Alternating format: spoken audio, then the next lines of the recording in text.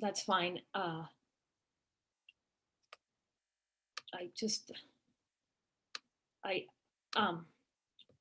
Charlie, my Zoom disappeared. Yeah.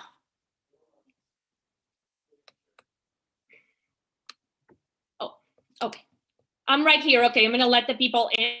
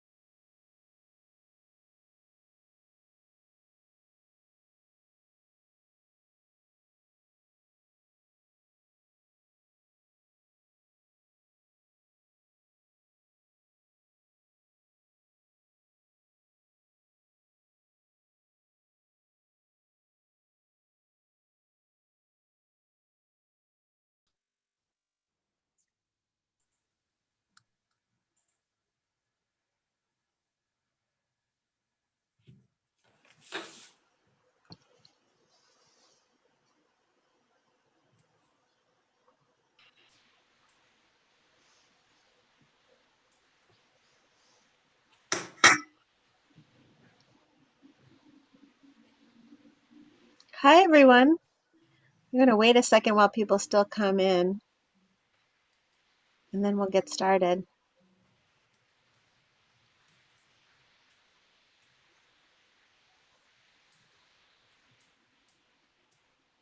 Okay, that's my headset. Oopsie.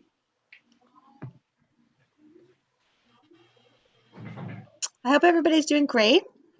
I think everybody's in from the waiting room, so I think we'll try to get started. And then, unfortunately, Rabbi Nanas is not feeling well, and so I'm on my own to introduce myself. But I am excited to be here today. My name is Leah Hochman. I am I'm a professor of associate professor of Jewish thought at the Hebrew. You ask people to mute. Please mute everyone. I will ask everyone to mute. Please do mute yourselves, and then you can send notes in the chat. And I'll finish. My name is Leah Hochman. I'm associate professor of Jewish thought at Hebrew Union College, Jewish Institute of Religion, and I'm the director of the Lockheim School for Judaic Studies, which is the Jewish Studies program at USC. And I am talking to you from my home office in my son's bedroom. And my son is a second grader at Browerman East at Wilshire Boulevard, and you will for sure hear him. And I apologize in advance. It is what it is, and we're going to do our best. He will also learn about the Jews in medieval Christian Europe today. So to add to his Jewish thought knowledge and his study of American Jewish history and all the other things. So I'm happy to see you all. I'm excited how we're going to run this. I think I'll talk for a little while, and then I'll stop and ask for some questions. And then you can always send questions in. Jessica's moderating the chat box for me, and she'll send me a note to let me know. And then we'll stop, ask questions, and we'll continue on, and hopefully we'll learn together some. It's a lot of time to talk about in a short amount of time today. So we'll do our very best to get through everything that we can. So today we're talking about the Jews in medieval Christian Europe, and I wanted us to get just a visual of what that means. So here is a map of medieval Jewish migration. I know that Rabbi Nana stopped last week with the Second Temple period, so we'll think about what that means. But when we think about medieval Europe, I think what we often do is we read history from our own perspective, so we read backwards through time. But what's, I think, really interesting about Ashkenazi Jewry, which is really what we're talking about today, is that it's a very small group of people. So globally, demographically, the early Jewish experience in Europe was not very representative of the larger Jewish experience in medieval times. And it's centered primarily, I don't know if you can see it, is where it says Ashkenaz, right, in the sort of top third of the map, primarily in the area right north of Frankfurt. You can see where there's a dot over the R in Frankfurt. That's sort of France, and then Frankfurt's in Western Germany. And that area is called Schum. And Schum is an acronym for three medieval cities: Speyer, Worms, and Mainz. Shum together means it's a code name for Ashkenazi Jews. Shum in Hebrew means garlic. And it was a moniker that Ashkenazi Jews knew from each other. If you were from Shum, that was really the center of early Ashkenaz. What's interesting about when we think about history is that the idea of history is so malleable, and time periods or periodization is also really malleable. So I thought we could just very briefly think about what it is that we're thinking about, because the Middle Ages as an idea is sort of a construct. It's sort of, we just created it. It's the middle times between two awesome times, basically. So when I think of Jewish history, I think I break it up into 6 different periods.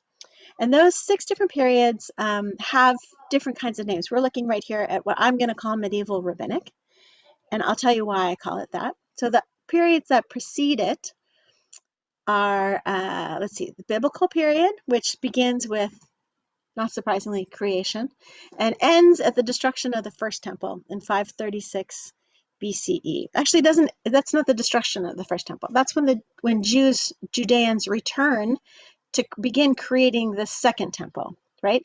536 is the end of the Tanakh. It's the Tanakh, the Hebrew Bible, ends with the promise of Cyrus the Great to return to Jerusalem, so that Jews can, anyone who wants to go up can go up and build. It will eventually be the second temple. So the next period, so 536 BCE, before the Common Era, to 70 CE is the second temple period. That's a very terrible name for it. Anybody who studies that period would fight me on calling it that. I'm a modernist, though, and I think of it just as a period of time in between spaces. And the second temple period ends with the destruction of the second temple, which is where I think you are in the study. The third period is the Talmudic rabbinic period. And I call it the Talmudic rabbinic period because it's the time in which rabbinic Judaism is being formulated, is being constructed, is being developed, but it's not yet authoritative. There's a lot of competition for how to think about being in the diaspora, being in the galut, being in the exile, and the Jews who are writing the Mishnah and the Gemara and the Tosefta and the Midrash Rabbah, all the forms of rabbinic literature that then become really important for how we think about Judaism now, it's under construction.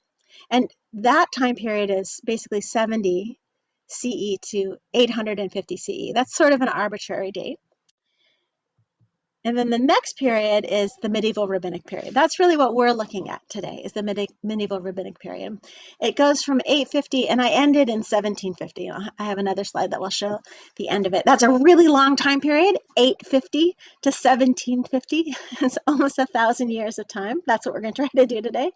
And it's in this medieval rabbinic time period that we get the differences of ethnic and regional and political distinctions among Jews.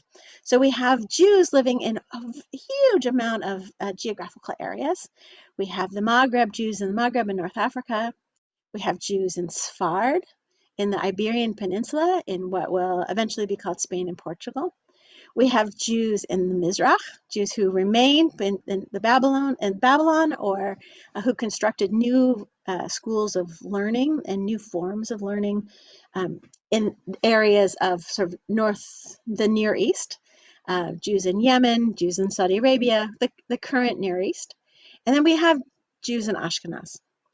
And interestingly, I think the Jews in Ashkenaz get sort of outweighed importance, not based on what their experiences during the time period that they lived, but what happens afterwards. So because they rise to prominence in the modern period and the contemporary periods, what's interesting about them then becomes a little bit more important than what was interesting, because really where Judaism is thriving and developing and growing and doing really fascinating intertextual and interrelational conversations and dialogues and growth is in the Mizrach area in North Africa, and in the Mizrach area in the Near East, the Maghreb, North Africa, and in Sfard.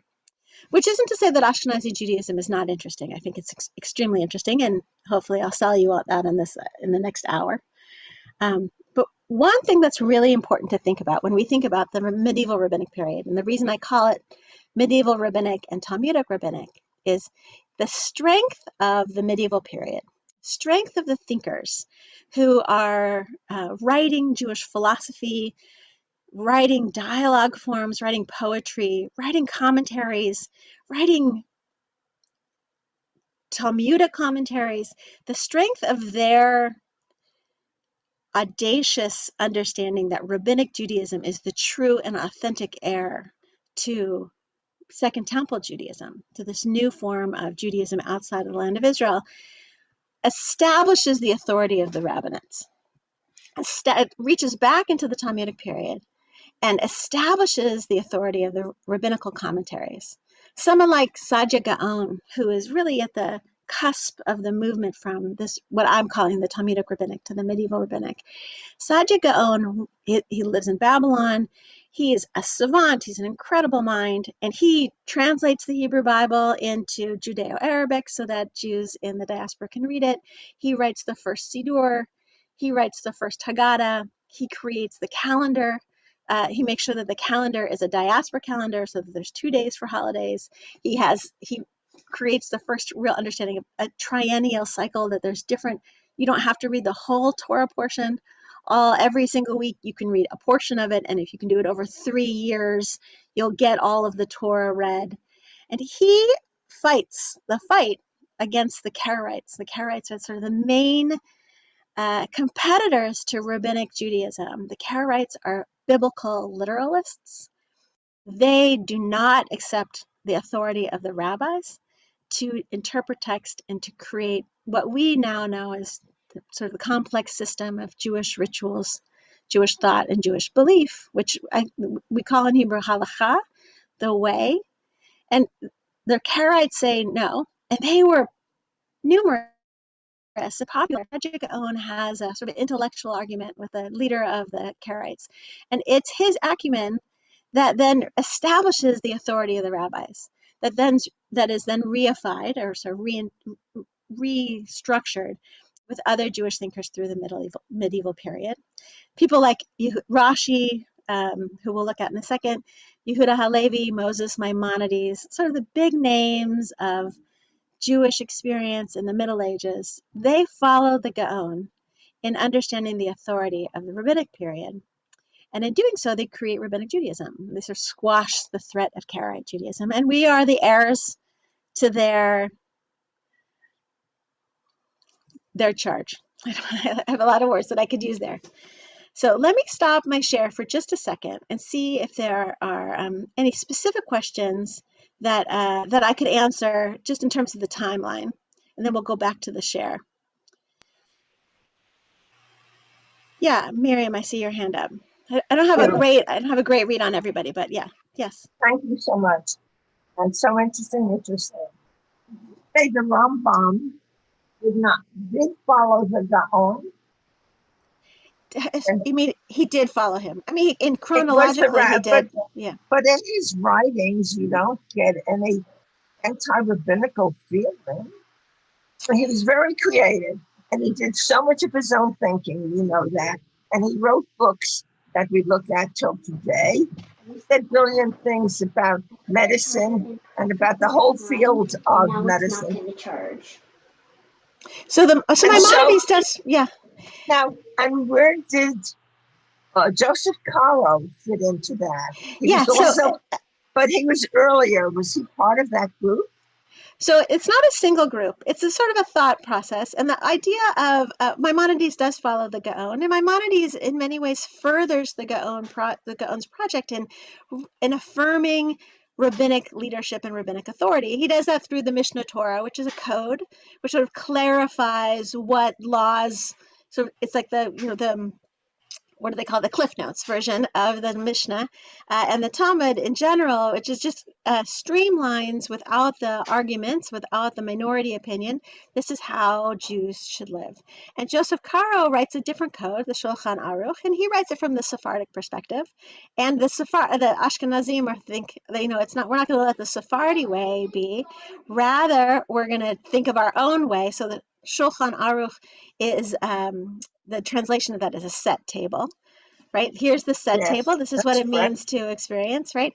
And Moses Surles, who's an Ashkenazi contemporary of Karo, says explicitly, no, this is the Ashkenazi code in response to the Sephardi code, and he creates the mapa. And the mapa is called, the translation for mapa is the tablecloth.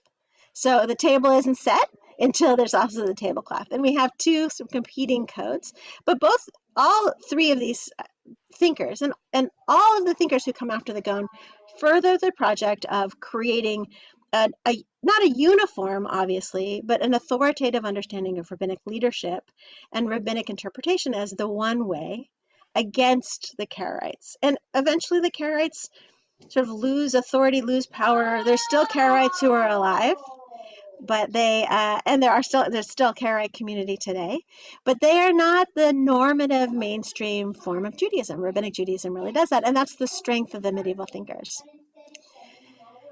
Okay, thank So, you. Just yes. Mhm. one more thing very quickly. Uh-huh. In conservative Judaism, or so has been my experience when I studied at the Jewish Theological Seminary at the college there, which was co-ed. Mhm. And this was a few years ago, like 70. Early, I was there 70 years ago. Now, they kind of stressed the rabbinic period Yes. of the Rabbanim, the Gemara and the Mishnah both, as perhaps one of the most creative periods in all of our Jewish history. Why? Because rabbis were not agreeing with each other, which is so Jewish. They were contradicting each other, and nevertheless, they came out with brilliant, creative ideas. And where would that fit in to the time scheme here? What would call the was Yehuda Hanassi, who started it and finished it. I think he started before the Common Era and might have finished it in the Common Era. So where exactly does that fit in, if you don't mind my asking? Okay, Miriam, thank you so much. Yehuda Hanassi is in the rabbinic Talmudic period. That he's really what he's doing is creating the texts by which then the medievals will use to interpret and contemplate. And different people they periodize Jewish history in different ways. If you have somebody else give the same exact conversation, they would change the epochs here, the ways in which we think of how Judaism develops and the intellectual developments. And that's actually really important. As you become ever more knowledgeable, and as you think of and you decide what it is, how you want to think about periodizing Jewish history, you're going to pick different moments that separate or transition ideas through Jewish experience. And I think the way I do it is I'm a thought person, so I think of intellectual developments and the way that plays out in complex social and cultural ways. And so for me, this time period, this medieval rabbinic time period, it ends, as I said, in 1750. That's because there's a radical shift in the way that Jews are seen by others and the way that Jews see themselves in the world.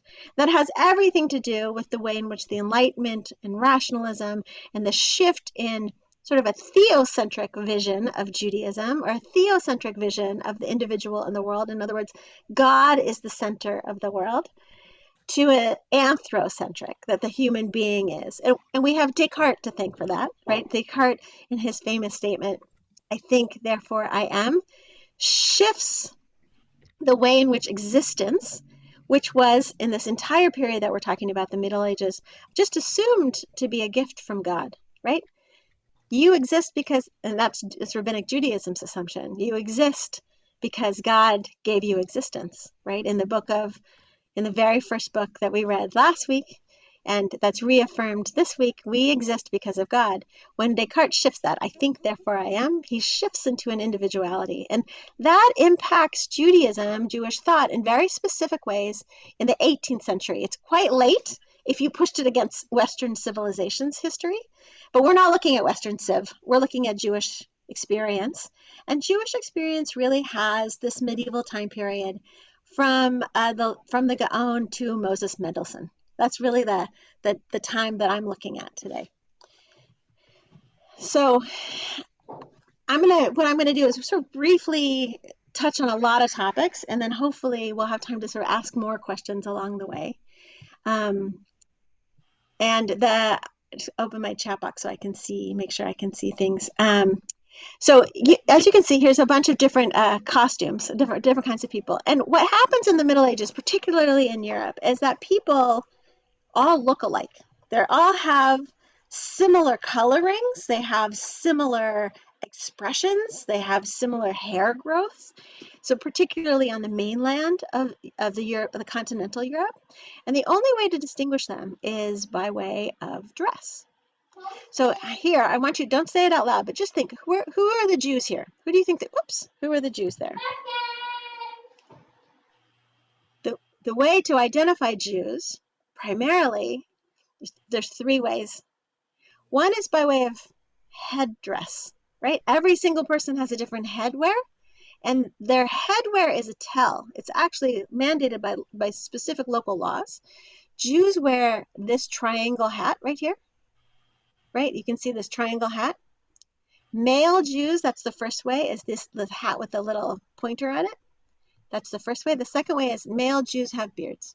Now, a lot of different people have beards, but male Jews are required to wear beards all the way through the 18th century. There's sort of a very famous court case in which some Jews appeal to the King of Prussia to be able to shave their beards, and he denies them that. They want to look like everybody else, but he says no, they should keep their beards and they should keep me out of their squabbles. The third way is through a badge. See that little badge right there? That's another way that Jews are identified. Those are Jews who live under in papal lands and lands that are ruled by the Roman Catholic Church. And that comes from a decree in the Fourth Lateran Council in the 13th century, 1215, in which Jews are required to identify themselves as Jews by wearing some sort of marking on their outside of their clothes. And the only reason you need to wear a marking outside of your clothes to identify yourself is because people can't tell you're different, right? So people look exactly the same as one another, and there's all these exterior markers, but you can't really tell by facial expressions. And so the caricatures that we, I think, associate with anti-Semitism in Europe in particular, all of that, very interestingly, is a product of the modern age and not a product of the medieval age. I'm going to show you some examples of what I mean by that. So one of the ways in which Judaism and Christianity, or really Christianity, distinguished itself from Judaism is it understood itself as supersessionary, right? It understood itself as fulfilling the covenants that were promised in what they're going to call the Old Testament, that are then developed in the New Testament, right? So as a supersessionary, as this sort of completing the first covenant, there's a second covenant in Jesus. The dissonance there are the Jews didn't all convert. So why are there still Jews? There's sort of a cognitive dissonance. If you have two truths, one truth has to be truer than the other truths, right? So how do you affirm the truth of Christianity over and against Judaism if you are developing a religious theological system that needs some aspects of Judaic tradition? One of that is there's a lot of pairings. This is establishment of the pairings. And in Germany, it's called Kirche and Synagoga, but it could also be ecclesia and synagogue. It just depends on the language of the land. There are versions of this throughout the medieval iconography. So here's Kirche. Here she is. She's tall. She's looking outright. She has a crown on her head. She has a staff that is upright. She's got a full golden goblet. She's wearing these royal robes with velvet trimming and jewels, right? She's got it together. She's got this long braided hair. She's the queen, right? And she's posed or juxtaposed against Synagoga. Synagoga is also a beautiful woman, but she's blinded. She didn't see the light, right? She can't see. And she's downcast because she has been scorned by society, by theology, by God. Her staff is broken. Her Torah scrolls are down. They are not yet complete. And she is wearing raggedy clothes. Her gown is bejeweled but old, and it is out of style, outdated, and her hair is bound up in mourning, right? And the powerful imagery, I mean, don't forget, most of the Middle Ages, most people are not literate, right? They're not reading the Bible for themselves. They're hearing it through interlocutors.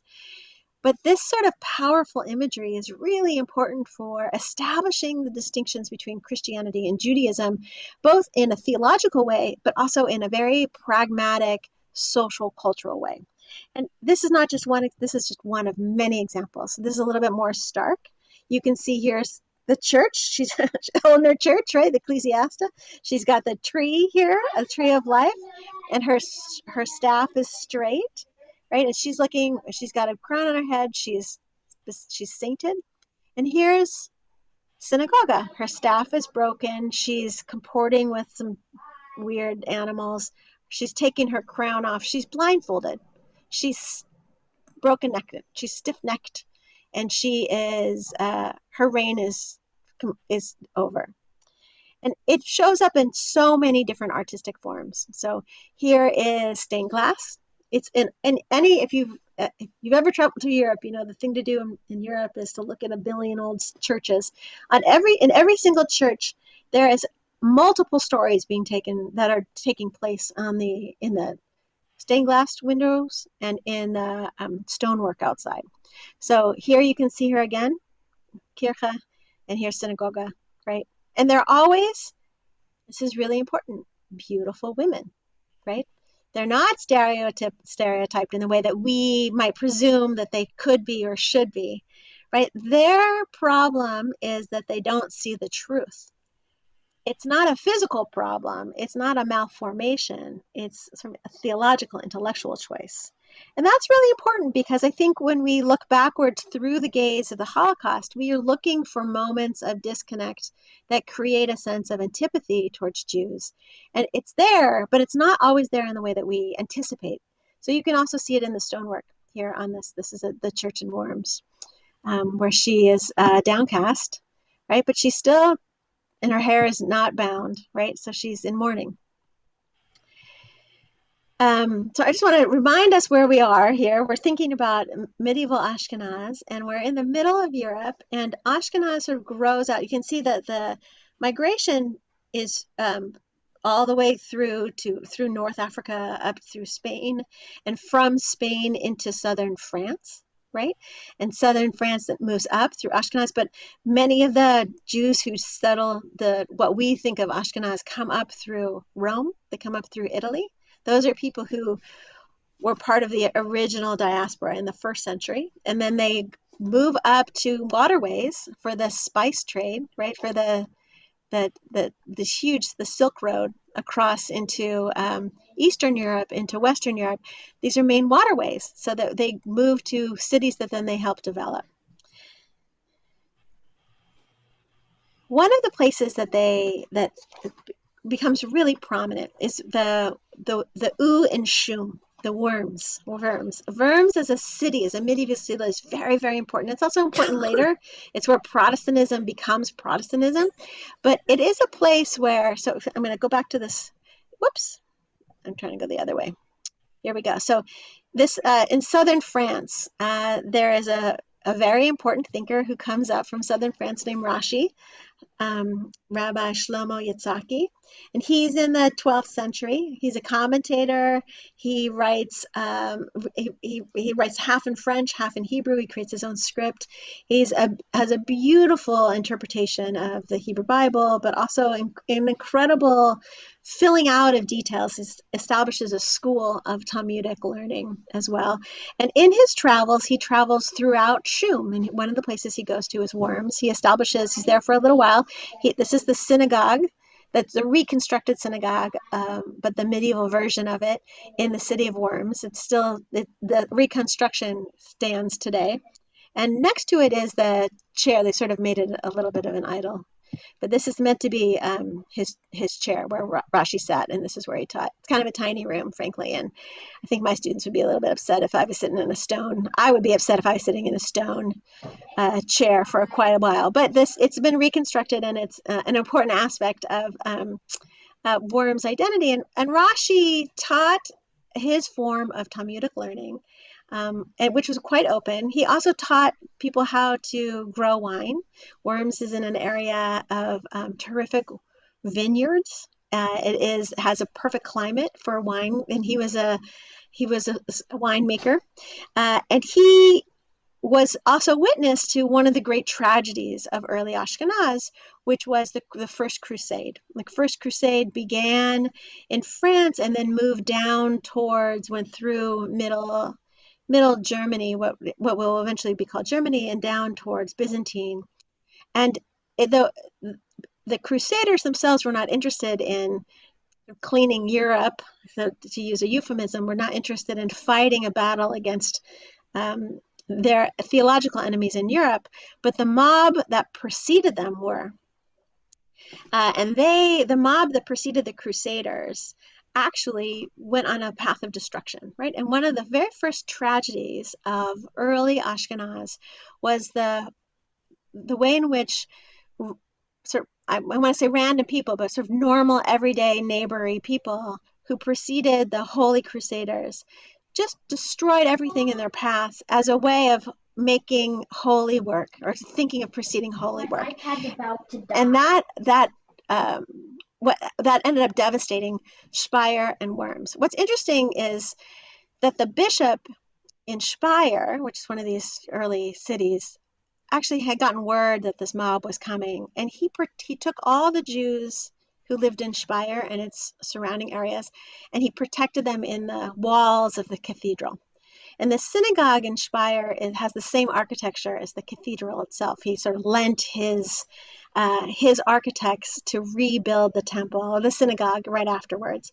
But he was really someone who created a different sense of what it means to have Christian welfare for their neighbors. So it's not all negative, but it's also not all positive. And that sort of dissonance, that sort of disconnect. The bishop, as the leader, protected the Jews, whereas the mob that preceded the Crusaders were really out to make anyone who wasn't a Christian not live, right? So let's see. One of the most important tropes in medieval Jewish experience was the trope of the blood libel. I use the word trope, but it's not just a trope. It's not just an idea. The first of the blood libels, the blood libel itself, is the accusation, the false accusation that Jews use either Christian blood or children's blood to make matzah. And that's the first of that accusation actually happens in the Second Temple period. It's not lobbied against Jews. It's lobbied against Christians by pagans, by Romans, who don't understand Christians' rites or rituals.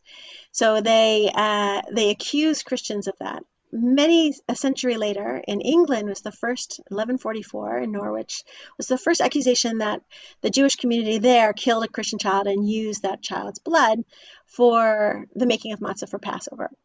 And it happens very close to this, the Fourth Lateran Council. The Fourth Lateran Council, I said, was in 1215. That's when Jews had to wear markings. So although the accusation of blood libel begins in England, it really takes hold in Europe, in continental Europe. You can see that each one of these Jews in this woodcut have a little marking. They're wearing those triangle hats. The women have a certain kind of headdress, right? You can see these markings, these circles that mark them as Jews. And the image of this woodcut of Jews torturing a child for its blood is indelibly marked in the landscape of continental Europe. That accusation shows up in a variety of different kinds of ways. After the Fourth Lateran Council, what you can see is, that reason I keep mentioning that particular event, is that's the moment in which the Catholic Church accepts the doctrine of transubstantiation. And transubstantiation is that moment in communion, in Catholic communion, when the wafer is understood as transforming into the body of Jesus. And when that doctrine is accepted, what that means is the blood libel accusation doesn't just rest on children, but Jews are also accused of stealing sanctified leftovers and torturing the wafer in order to extract Jesus's blood. It's it's a perfect example of medieval thinking, that you can make an inanimate object bleed. But the accusation is important because it's the reification of the charge of deicide, that the Jews killed Jesus. And this is a way that Christian communities or leaders can reaccuse their contemporary Jews of ancient crimes. And that changes the nature of Jews in Christian Europe, like changes their experience from the way in which the iconography of synagogue and kirche develop, a theological distinction. This accusation has real on-the-ground consequences. Communities are expelled, communities are burned, people are murdered, people are imprisoned. And that accusation is, because it's so false, it's so anathema to Judaism.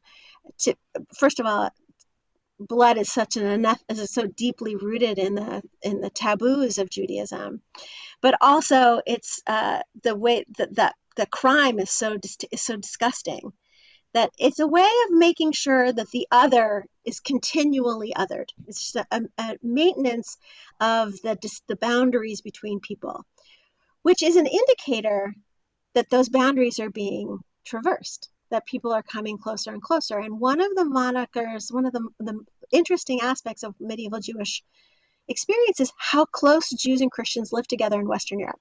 They live together in the same areas.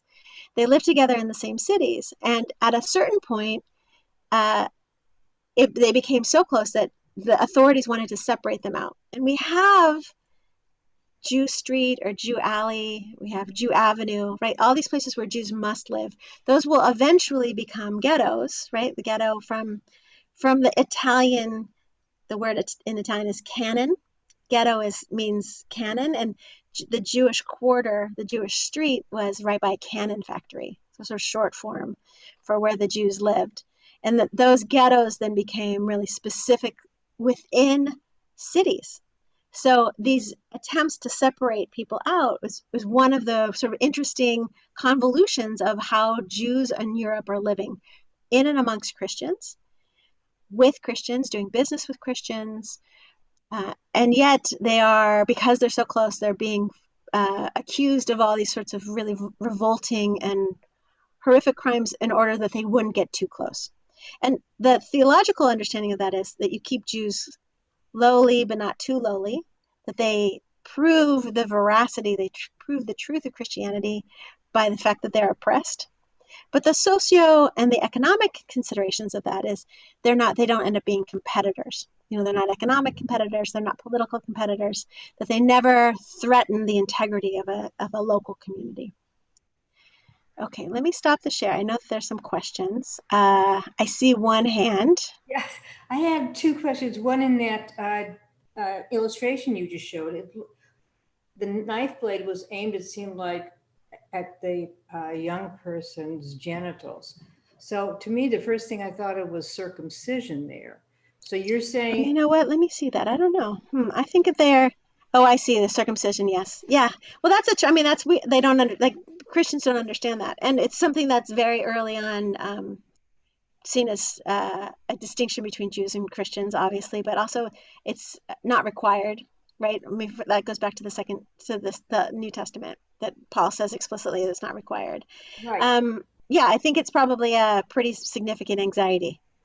Then the other thing was I got lost with how transubstantiation became a reification of the charge of deicide. Yes. So, right. It has to do with it goes through thank you for helping me clarify that. It goes through this charge of blood libel, right? In the blood libel, you require blood in order to create matzah. So it's not just the charge changes, it switches forms, and the form moves from just children to also stealing the wafer. Now the consecrated wafer is seen as being Jesus. So if you're stealing the wafer, then what you're doing is stealing Jesus. And if you torture the wafer, then you get blood from it. But you need the doctrine that wafer changes form, that it becomes Jesus in order to have that charge. Does that make sense?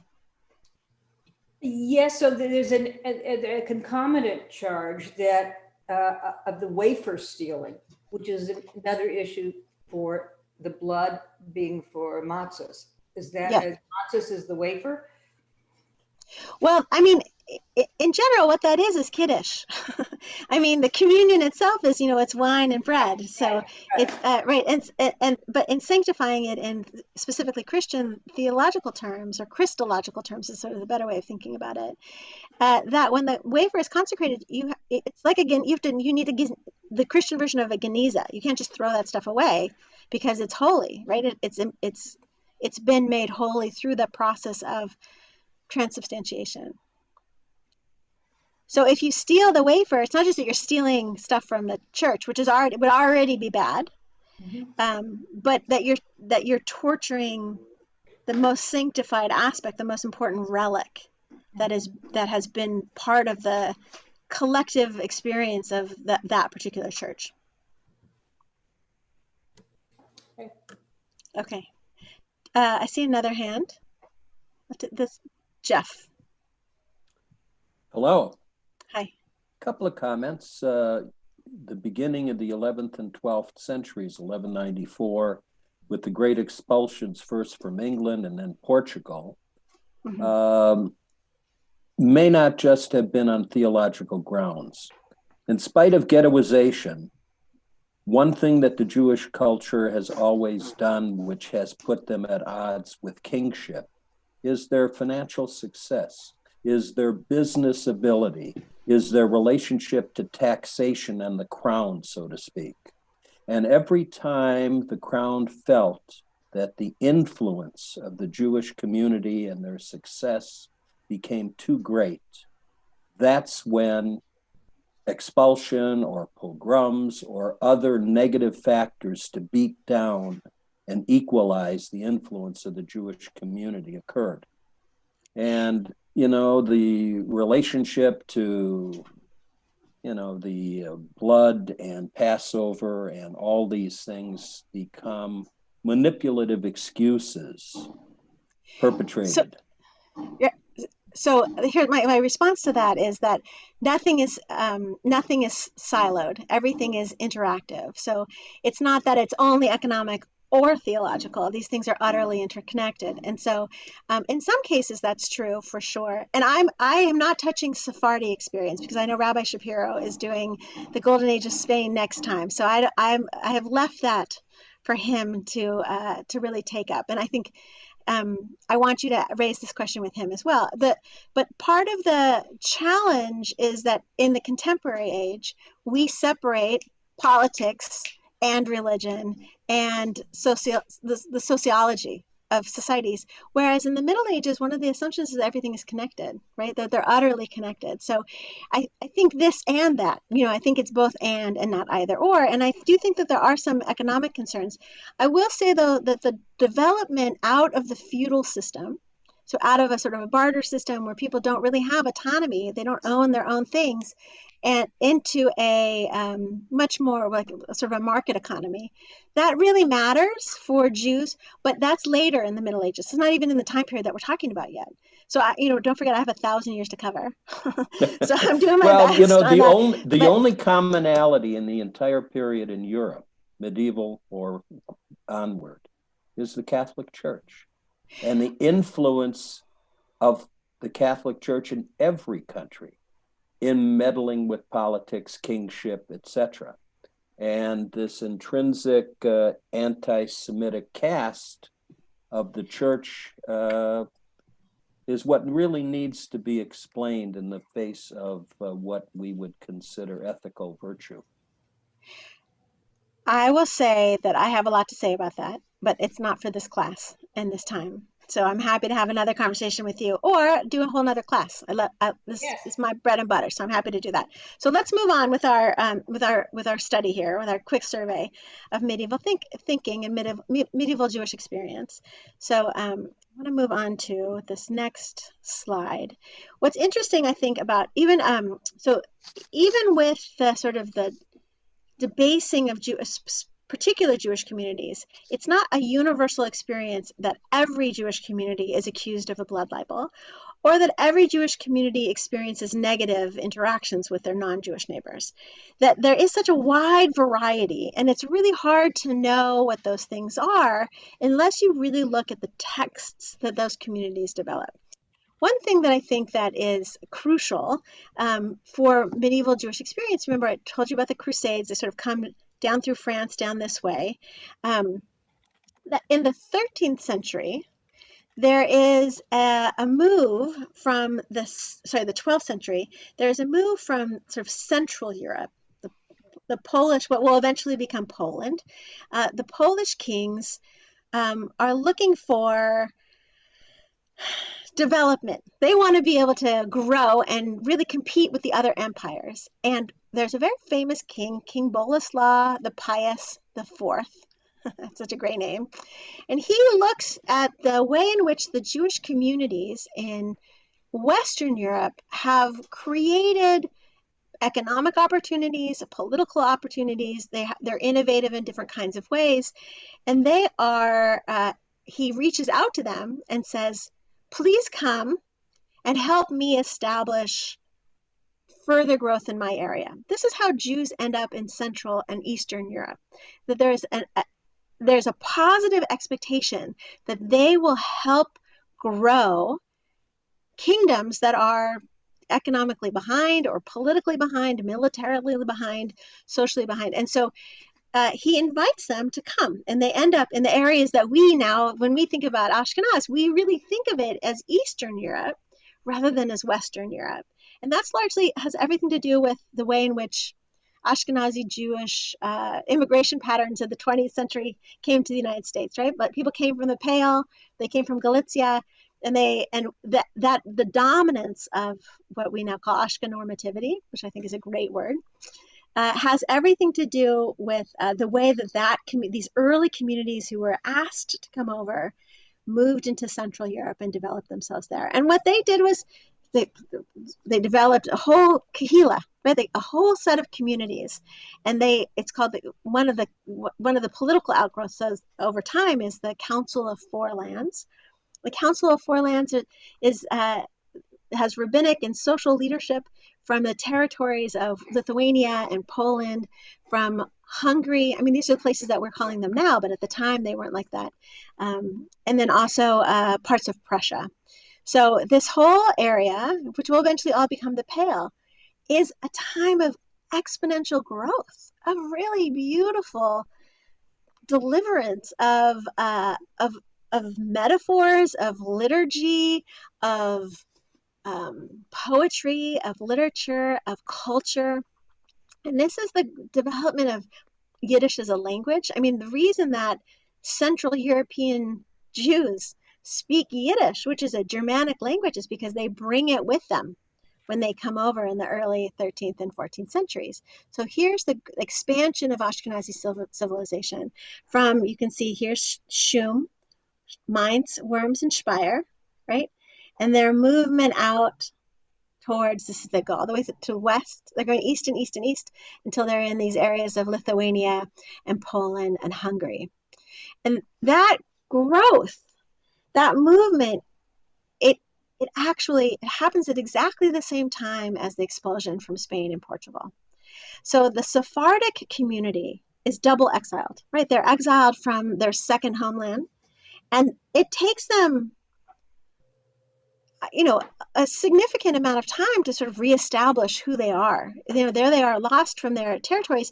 They establish Sephardic communities all over the world, in the New World for sure, but also in Hamburg, in Amsterdam, in London. Some of them go to India, some of them go to Iraq, some of them go to Iran, right? That the Sephardic community is in disarray, but the Ashkenazi community then develops. And what they develop, I think, is it's really fascinating. So one thing that we have a lot of really incredible artifacts from the growth, the outpouring of Jewish expression. The first of them is, I want to show you the Bird's Head Haggadah, which my academic work is in aesthetics, and I did a lot of work on the idea of whether the graven image was actually prohibited prohibited pictures of Jews or prohibited pictures of people or not.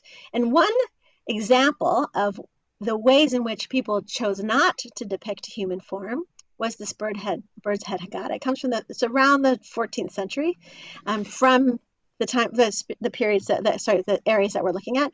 And rather than have people, they have these fake people, right? People like these bird heads. And you can see this is someone this is the close-up of that shot. So checking his matzah, timing his matzah, 18 minutes, right? Even then they knew. And here's somebody else who's creating the Seder. This is the making of matzah. And this illustration of a Haggadah, so the text is the same text as the Maxwell House, right? But it's illustrated completely differently. Another form of Jewish literature at the time is the Puteam. The Puteam, we read many examples of Puteam. They're sort of lamentations, but specific poetic stories or mourning or graphic detailing of experiences that individual communities experienced. The Puteam are often they're like sort of medieval psalms in some ways. It's the outpouring of one's soul. This terrible thing happened in my community, and this is how I mourn the people who were murdered, or this is the mourning of being exiled, the movement. And they are very regionally specific. So in the early immigration period, when Orthodox or traditional Jews came to the United States, they brought with them their specific piyut, their specific poems, their specific prayers. They're not really prayers like they're asking for something, but they're sort of expressions of lamentation, expressions of this thing that happened. It's a much more formalized journal article, right? That like a sense of this is the way in which I'm sharing my grief with God. And each community had their own communities, and you can see in some renderings of Orthodox Sidurim, of prayer books, that it will say in the annotations, this piyut comes from Metz, this piyut comes from Lublin, this piyut comes from, and it will name the specific space, and other communities take on that piyut as a form of camaraderie. Puteam are often part of the high holiday liturgy. You don't even know, you wouldn't necessarily, unless you're looking for them, you wouldn't know that that's what they are. And in the annotation of them, if you sort of do the archaeology of where they come from, it's really fascinating how different communities take in survivors or refugees from other places and take that communal experience one step further by taking on the pain of what happened in Metz, or taking on the pain of what happened in Worms, and making it also a Speyer concern, or making it also a Frankfurt concern, so that the Jews from different regions have ownership over the experiences of the people who lived in their different territories, but not other territories. So, right, the Metz people aren't going to take the Polish Puteam, right? And the Poles aren't going to take the Litvaks Puteam. There's a lot of distinctions. And that is one of the things that when we sort of look at Ashkenazi Jewry as one big whole swath, we lose the poetry of different experiences in different regions. Some were much more open and some were less open. And that, I really like the way in which those different communities develop their different ideas. And another example of that is in Yiddish prayers that are particularly written for and written by women. Those are called the Tahi Note. If you can read Hebrew, you can see that word right here on the left-hand side. Tahi Note. Tahi Note are prayers that are non-formalized, non-liturgical prayers for specific, non-rabbinically decreed events. So there's a Tehina for when a woman first gets her period. There's a Tehina for childbirth. There's a Tehina for making candles. And the Techinot are for people who don't read Hebrew or who don't have the formal training, but who still have a deep relationship with the divine and want to bless the occasions that matter to them as they grow. And so I have my great-grandmother's book of Tahi-Note that she brought over with her when she came in 1905, which is sort of falling apart, but which is an incredible legacy to have. it is a companion piece to a Yiddish rendering of the Hebrew Bible called the Tzena Urena. Some people may have it or may have heard of it. The Tzena Urena is really like a Yiddish gloss, and it's what women would have read in the synagogue while a main service was happening, or if they weren't able to go to synagogue because they had childcare duties or housekeeping duties, or they just didn't go to synagogue for whatever reason, that is what they would have read. So it's sort of like, it is often talked about as a woman's Bible. I think that's used not as respectfully as I would want it to be. So I prefer to call it the Tzena Urena from its name, because I think what it really is doing is something different. This is the way that women interacted with the texts that really dominated and provided mechanisms for how structured their lives. Oh, I'm looking at the time. Yeah. Just one quick question. Oh, you took it away. Yeah, so wait, wanted- Miriam, I want to stop you for just a second. I Okay. see that I don't have much time, so I just want to do one other quick thing, and then I'll open it for questions more broadly. And I want to make sure that everybody has room. So there's one other thing that I wanted to share: the Tzena Urena, the Tahi Note, and then there's this other trope of the wandering Jew comes from the sort of movement, and I'm happy to share this. I wanted to end with the example of Gluckel of Hameln, who is a really interesting, fascinating woman who wrote her memoirs in Yiddish, 14 books, and she's widowed in early 40s. She'd been married for over 25 years, and she writes a memoir of her experience. She writes it in the mid 17th century. The end of the 17th century. She begins in the early part of the 18th century, and she gives us really by accident. She's just talking about her life.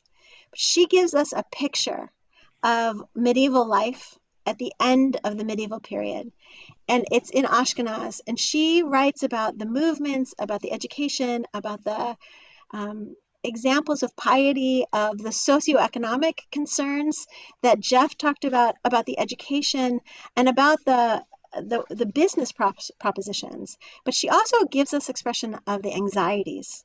She's worried about getting her kids married. She's worried about making sure that they have some place to live.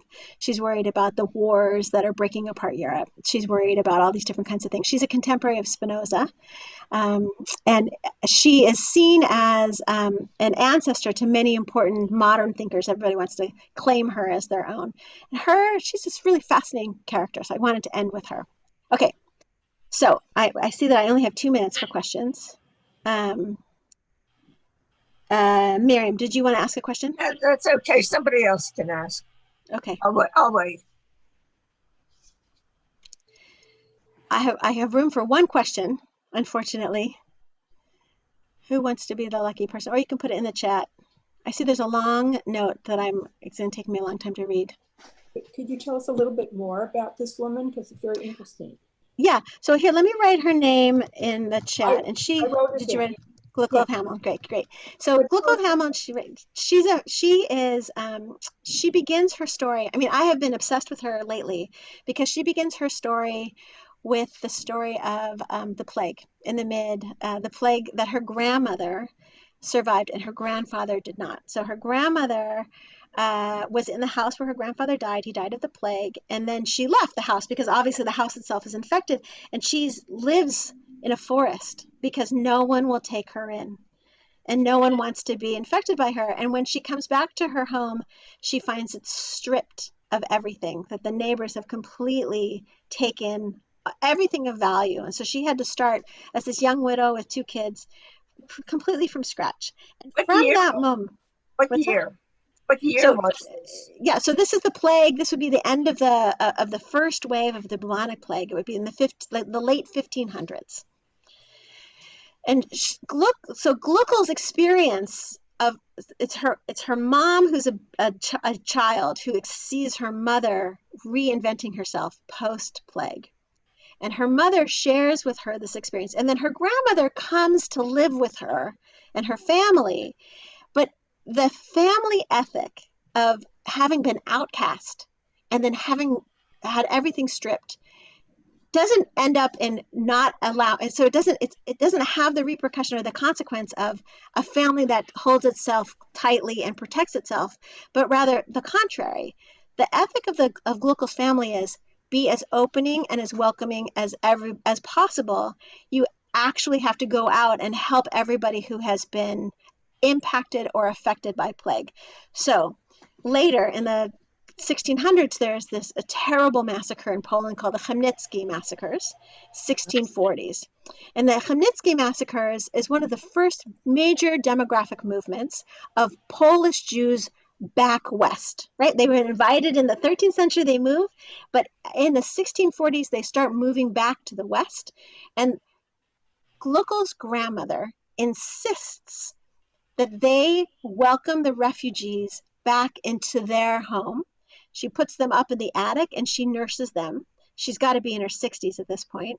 And she climbs every day up to the attic. And Gluckel writes about this in her memoirs, the way she begins her story. She doesn't begin with herself. She begins with her grandmother's example. And along the way, she says, this is the time before we had hospitals. Which is to say that in the 40 years between when she knows the story and she's writing her memoir, the idea of the hospital as houses of sick people develops. And in part because of experiences, what happens is her grandmother catches the plague from these refugees from the Chemnitsky massacres, and she dies. But Gluckel begins with what's the lesson here? It's not to hide away, but rather reach out. That it's incumbent upon us, certainly their family, to help as many people who need help as possible. I remember, says the grandmother, what it was like to be completely rejected. I refused to reject other people in the same way. And I found that so powerful. I mean, at the beginning of the coronavirus, this pandemic, I found myself turning back to Gluckel over and over and over again as an exemplar of what it means. Here I want to just hide away with my kid and not touch anybody or touch anything and like disinfect when anybody gets near me. On the other hand, what's incumbent upon me, and the example of Gluckel, Ashkenazi Jewry, I'll make it a little bit wider, is actually reach out. One must reach out, even in a time of fright, even in a time of scare, that we are responsible for each other's neighbors. And I think Ashkenazi medieval Jewry has that as its ethic, right? We have a whole collection of Gimilut Chasadim, and the Kehila structure develops philanthropic organizations, hospitals, orphanages, food banks, different mechanisms by which American Jewry will also then restructure itself when it starts coming over in 1654, right? That's the first Jews come to the United States, not the United States, but what will eventually become the United States in 1654. And they bring over those same ideals. Okay, I am unfortunately out of time. I am sorry not to have been able to take any other questions. You can always email me, and I'm happy to talk further. What's your email? And I want to thank you very much, and I hope you teach more courses.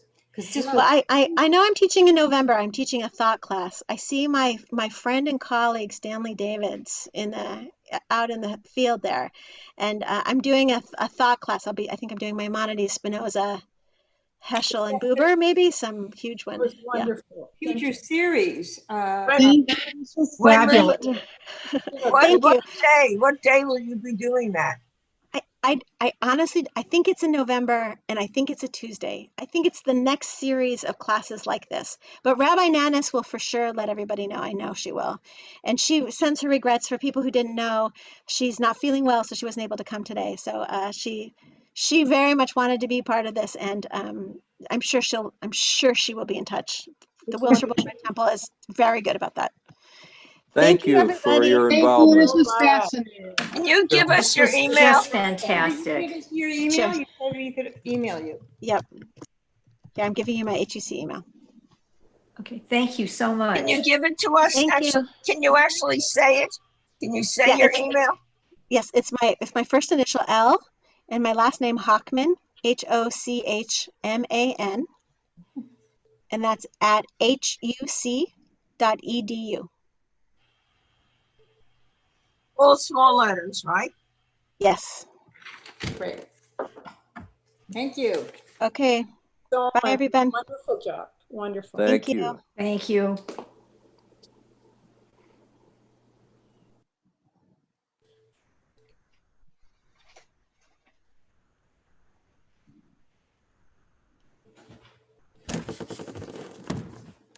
Let me say hi to you. Class is over, so I'm gonna leave.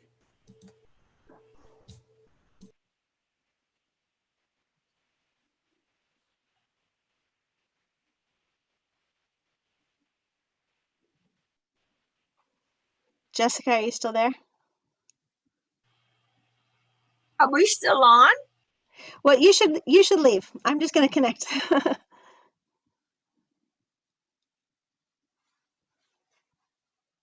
Jessica, are you there? Should I leave? Yeah, no, I'm right here. I'm Okay. actually removing the people that, because class is over, I just, Okay. You're removing them. Okay, Yeah. great. I paused the recording. oh, you're great. Thank you. Because Okay. a lot of moving parts. And So can we, I want to scrub if it's possible. yeah. Are we still live? Are we live streaming still or no? Let me